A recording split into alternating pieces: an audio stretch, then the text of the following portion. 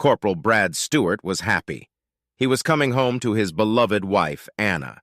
He had been away a little longer than he should have been. According to orders, he was to complete a 6-month deployment to Afghanistan for another 4.5 months.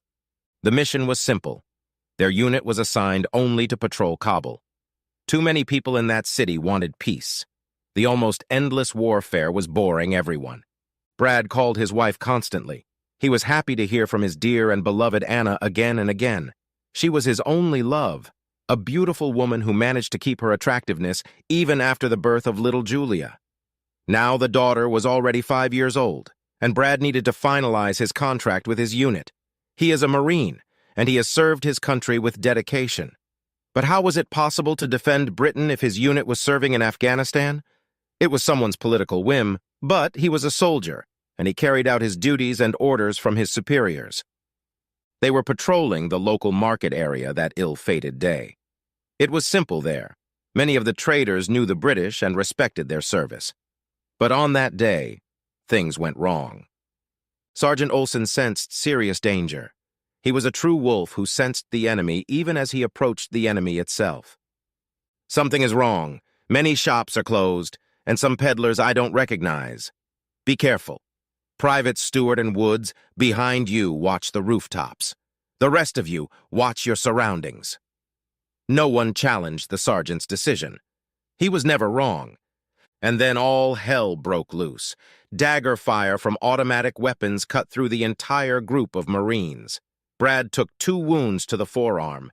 The pain was almost unbearable, but Marines are not afraid of pain. They lost 3 comrades, but the worst part was that all the surviving fighters were seriously wounded. Help arrived in time. Brad was already lying with a bloody head. Woods had multiple wounds in his legs. The same Sergeant Olson was completely covered in blood. They were rushed to a hospital in Germany. Numerous surgeries and the skill of doctors saved the soldiers' lives. But it cost a lot.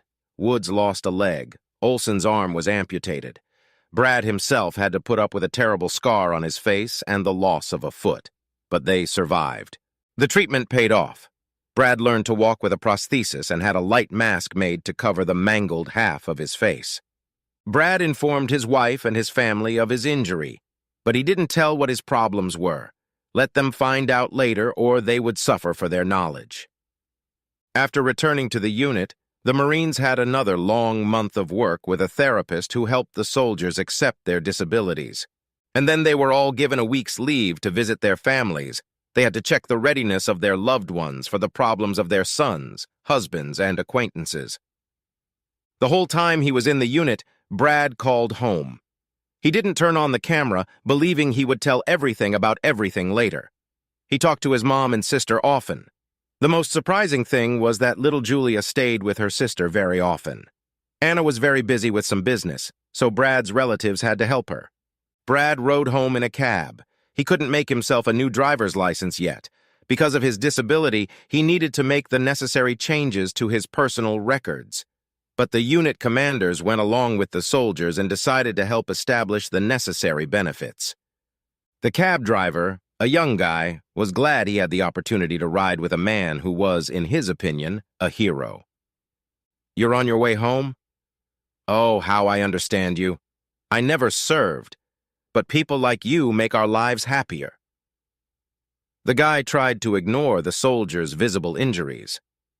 "Well, it's been a long time since I've been home. Miss my daughter and wife." Brad didn't talk much about his involvement in military operations in Afghanistan, but he wanted to socialize with civilians. There was no such communication in the unit. When the car stopped outside Brad's house, the driver refused to take any money. Even the military man's requests to take those 50 pounds didn't help. The driver said he was happy to help such a hero. Brad walked up to his house. Everything was quiet. No one was out front.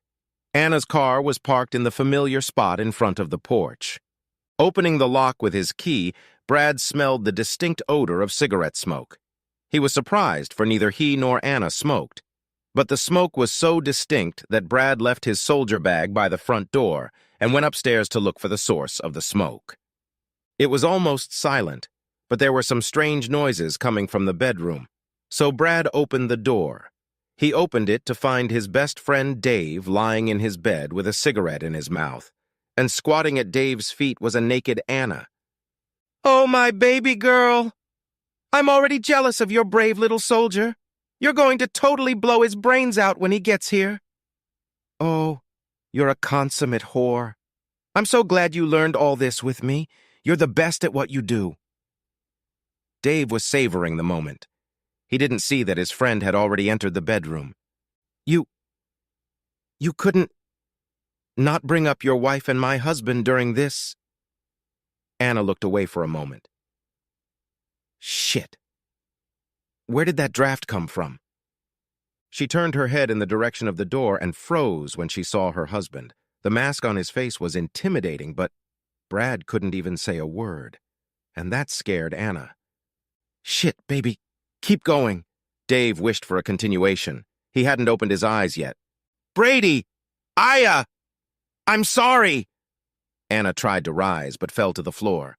Her naked body made Brad cringe. Just hearing Brad's name, Dave looked at the doorway with fear, but Brad didn't bother to find out. As quickly as he could, he left the room and went down the steps. On the nightstand by the door were the keys to the garage. He needed to leave this house immediately. The pain was suffocating him. He managed to get his car out of the garage. No one had come out of the house yet. This was to the advantage of the angry soldier. Jeanette appeared on the sidewalk ahead of the car. She recognized her neighbor. "Oh, Brady, are you home?" The woman's joyous shout made Brad wake up. "Jeanette, you..." "Yes, I'm home, but your damn husband is having my wife. I don't think you know that." Brad saw the young woman's face change. "They're in the bedroom now." "Bitch! So that's how you helped your best friend's wife, you son of a bitch!" Brad didn't wait for the argument to end, especially not when Anna ran out the door. He left for his parents' house. If he understood correctly, his daughter wasn't home, so she was staying at her sister's. When Mom saw her son's contorted face, she was frightened. Brad just didn't look like himself. He was white and his hands were shaking. His sister ran up to him. "Brady, bro, you're home!" Julia looked at the man, recognizing her beloved father. "Daddy! Daddy!" Brad didn't say anything. He knelt down in front of his daughter and hugged his baby girl and cried. "Brady, calm down. You're home. I don't know why, but your wife called me and asked me to have you come home. She wants to explain something to you." The sister watched her brother and didn't understand what Anna was trying to say when she asked her husband to come back. I'll stay here with Julia. And tomorrow I have to go back to the unit. I still have sessions with my therapist." Brad didn't take his eyes off his daughter's face. "Thank you, Mel, for looking after my daughter so well." Neither mother nor sister could understand Brad's behavior. He was depressed. When Julia was put to bed, Brad left the house in silence. He hurried to the store kept by his old acquaintance, Jamal. Brad returned to the house very soon. He was holding 3 bottles of whiskey.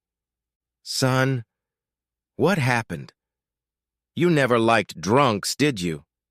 Mom was agitated. "Anna's cheating on me with Dave. I saw them together today, and I need a drink. Please lock me in a room, one with no windows. I need to get drunk, please." Brad cried. "Her and Dave? Bitch, I'm gonna kill her. How could she?" Melanie was angry.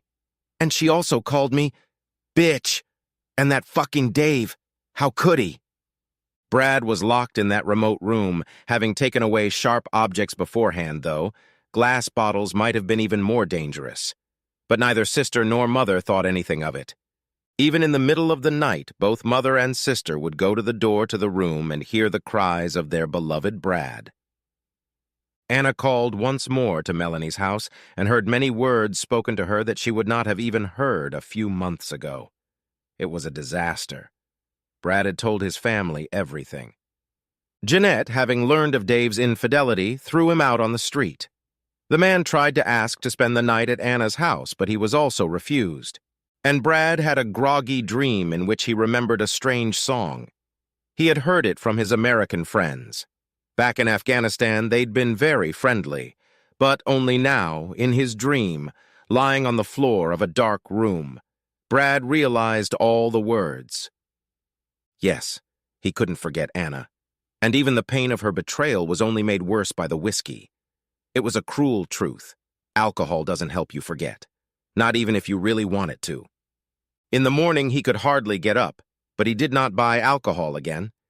He gave his personal bank cards to his sister and asked her to look after his daughter. Saying goodbye to his daughter was even harder. Brad had promised the little girl that she was going to be fine, and that he loved her more than anything in the world. He left without even thinking about seeing Anna again. He didn't need the story of her cheating. He didn't need a reason. He was in pain. His heart was being torn to shreds. Broken and exhausted, he returned to the unit on his second day of leave. The psychologist working with him did not recognize his client. He was indifferent to life. He managed to go through all the formalities and got his insurance transferred to his sister's account. Corporal Smith was closing everything that was connected with Anna, but he didn't have time to divorce her. Brad died in his room at night. He didn't drink much whiskey, just his exhausted heart stopped. He died still loving and, at the same time, hating his wife. Almost their entire town came to his funeral. It seemed like everyone knew the nice guy Brad Stewart. Anna was also at the funeral, but she was shunned by all their former friends. Anna couldn't take the humiliation and the pain she'd caused herself. She started drinking. Leaving her daughter to Melanie, Anna executed a transfer of parental rights for her husband's sister.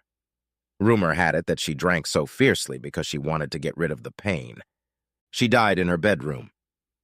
Melanie came to get clothes for Julia and found the body of her late brother's wife on the floor beside the bed. On the bed itself was a small note in which Anna had asked to be buried next to Brad. Melanie carried out the deceased's last wishes. You know, I can condemn Anna Stewart, the cheater and whore who couldn't keep her legs together and gave in to her base desires. I can even join you in shouting, "Burn the cheater" at the world. I could go and piss on her grave. But for some reason, that's not what I want to know. Why don't we blame the person who used this woman? Why didn't Bloody Dave, that skillful snake seducer, get hurt? No one's going to hold him accountable for killing two loving hearts. He won't stand trial for destroying his friend's family. You know, like Brad, I don't want to know why Anna went through with this betrayal. I don't want all the words that cheaters in all countries say. Did she love her husband? Yes, she loved him. Did she regret the affair? Definitely yes. Well, you can make up the rest.